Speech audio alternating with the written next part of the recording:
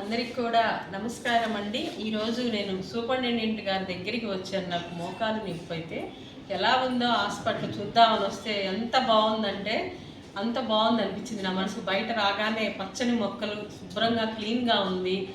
దీనికి అభివృద్ధి చేసిన పెమ్మసాని గారికి కూడా మనస్ఫూర్తిగా అభినందనలు తెలియజేస్తున్నాను. మా కవి గారు ఎక్కడ ఉంటే అక్కడ కళకళలాడుతుంటుంది హాస్పిటల్. నిజంగా మనస్ఫూర్తిగా ధన్యవాదాలు సార్ మీకు.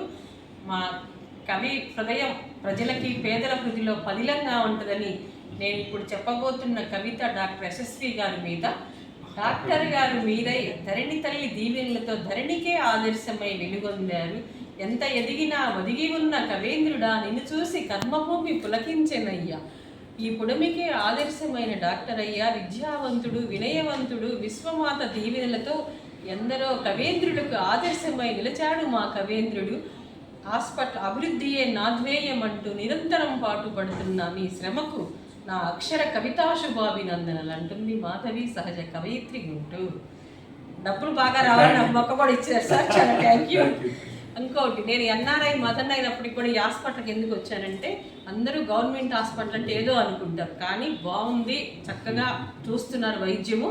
మీరు అందరూ కూడా వచ్చి ఇక్కడ చూపించుకోండి. బయట లక్షలు పెట్టుకునే బదులు ఇక్కడ గవర్నమెంట్ హాస్పిటల్ మనకు అన్నీ అందిస్తుందని తెలియజేస్తూ నమస్కారం సార్. Thank you. ఆ సందేశం చాలా ఇంపార్టెంట్.